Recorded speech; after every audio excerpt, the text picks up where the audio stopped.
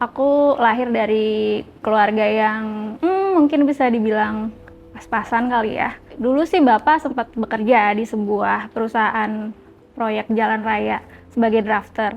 Kalau ibu rumah tangga biasa. Terus ada kakak juga laki-laki. Dan aku, jadi keluarga tuh hanya 2 bersaudara. Terus untuk ekonomi sebenarnya aku terlahir dengan biasa aja, nggak bisa disebut mapan juga. Yang aku ingat itu tinggal di sebuah kontrakan dengan 2 ruangan aja. Dan kami huni berempat. Terus saat masuk SMA, bapak ibu udah nggak bisa lagi nih ngebiayain aku. Akhirnya aku dititipkan di paman dan bibi, yaitu adiknya ibu, di Cirebon. Sekolahnya di SMK.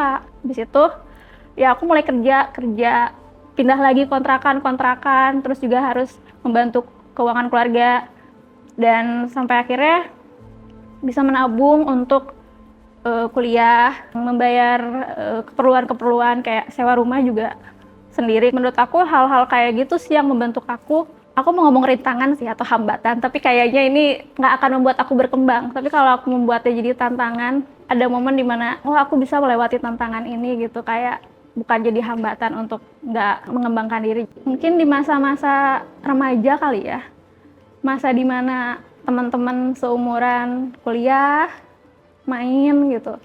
Aku harus kerja di 2 tempat, terus aku nggak suka kerjaannya, tapi aku butuh penghasilan. Ya itu menurut aku struggle banget sih, kayak untuk usia-usia belasan, paruh dari masa remaja aku habis buat kerja, jadi aku ngerasa itu struggle-nya sih.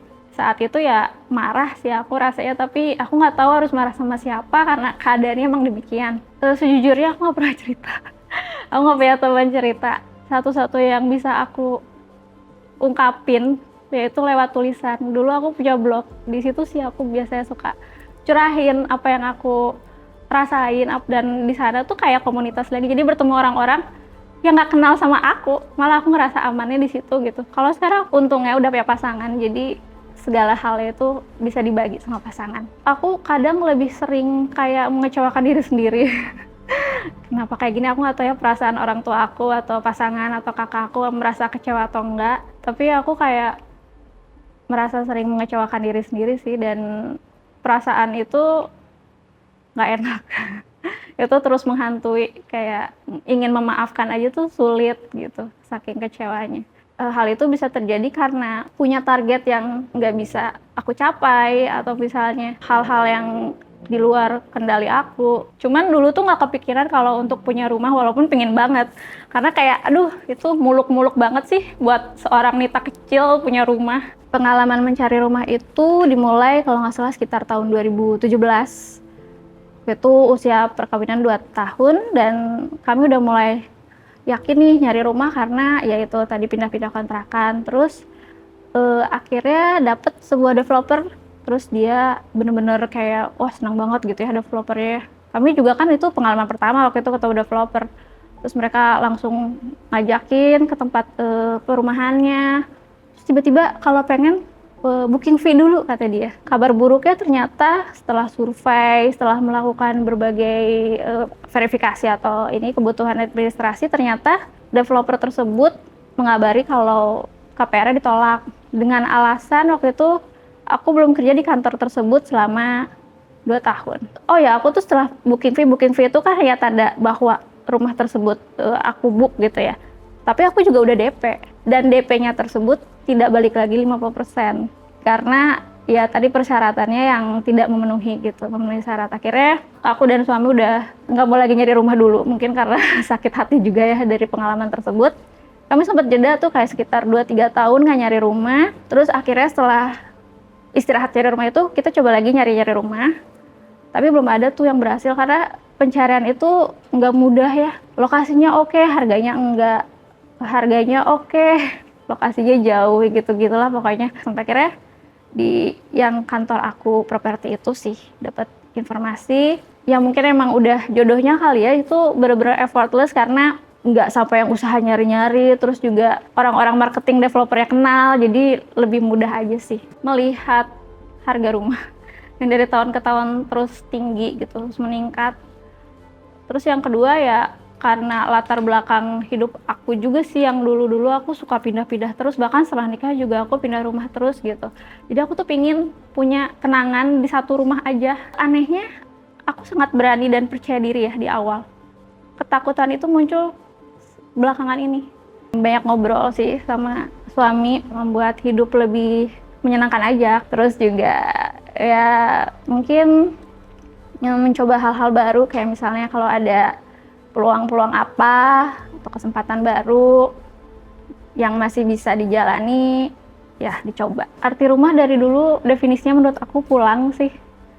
Pulang itu tapi sebenarnya tidak berwujud rumah ya, maksudnya pulang ke hati pasangan, pulang ke tengah-tengah orang yang tersayang. Jadi rumah itu ya tempat dimana kamu pulang gitu. Dulu aku nggak pernah sedetail ini sih waktu kecil membayangkan rumah masa depannya seperti apa. Tapi sekarang gambarannya sudah jelas, sudah ada, jadi aku gambarin aja.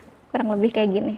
Seneng sih pastinya, bangga juga, dan ya aku mau berterima kasih sih sama Nita yang dulu yang sudah menjadikan aku sekarang.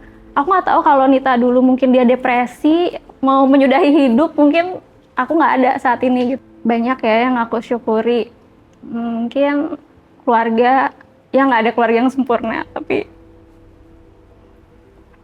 keluarga aku udah cukup baik, pasangan juga, dan orang-orang yang pernah hadir di hidup aku. Bapak tuh kayaknya orang yang paling apresiasi sih, meskipun nggak secara ucapan, tapi dia yang paling seneng melihat aku beli rumah. Orang pertama yang aku ajak ke rumah keluarga itu Bapak. Bapak tuh tahu prosesnya dari masih tanah, kemudian batu batanya, kemudian dapurnya, Bapak tahu banget. Dan sampai akhirnya jadi juga Bapak seneng banget gitu. Berapa bulan aku huni Bapak wafat, jadi sayangnya nggak ini sih, nggak tahu banyak perubahan yang seiring waktu. Rumah aku tuh berubah loh Pak, pagernya sekarang gitu. Itu tuh belum sempet aku liatin. Maaf.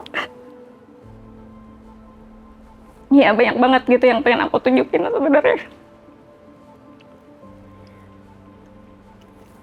Sayangnya ya bapak aku belum berpulang, tapi aku yakin dia bangga sih. Aku ngerasa bapak tuh kadang tahu tanpa harus aku kasih tahu gitu. Jadi ya dia bisa ngerasain lah gitu tanpa harus aku bilang. Bapak, sekarang aku punya rumah yang nyaman, yang nggak perlu lagi kita tidur bareng-bareng, sempit-sempitan gitu, nggak perlu lagi bayar sewa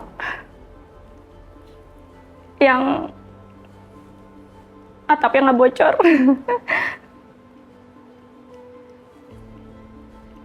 Yang layak huni.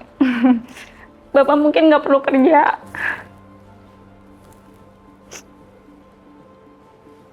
karena udah kejam banget ya dunia, mungkin tahu Bapak udah susah gitu. Jadi mungkin itu aja sih yang mau aku obrolin. Makasih banget Bapak untuk semuanya, untuk supportnya selama ini, untuk hal-hal yang gak pernah sempat aku utarakan. Dan makasih juga karena ya mau gimana juga aku bisa seperti ini karena orang tua, karena Bapak. Aku pengen punya media musik dan film gitu, membangun sendiri. Terus karena selama ini udah cukup sering bekerja di semua media tapi bukan milik sendiri gitu sebagai pekerja, jadi aku pengen bikin sendiri sih. Terus karena bikin sendiri, punya sendiri, jadi lebih ngeluarin aja sih ke idealisannya atau kepinginannya, karena lebih leluasa aja kalau sendiri. Apabila media musik dan film tersebut tidak terwujud, aku pengen punya kedai pasta. Kenapa kedai pasta? Kenapa ya? Karena aku suka makanan-makanan Italia gitu. Terus suasananya tuh pengen yang homey, jadi kayak orang-orang datang tuh kayak berkunjung ke rumah teman. Aku ingin memberikan kehangatan berkunjung ke rumah temannya itu atau ke rumah aku gitu di kedai pasta tersebut. biar apa ya, biar kebahagiaannya tuh bisa tersalin gitu sama orang-orang dengan sambil makan pasta.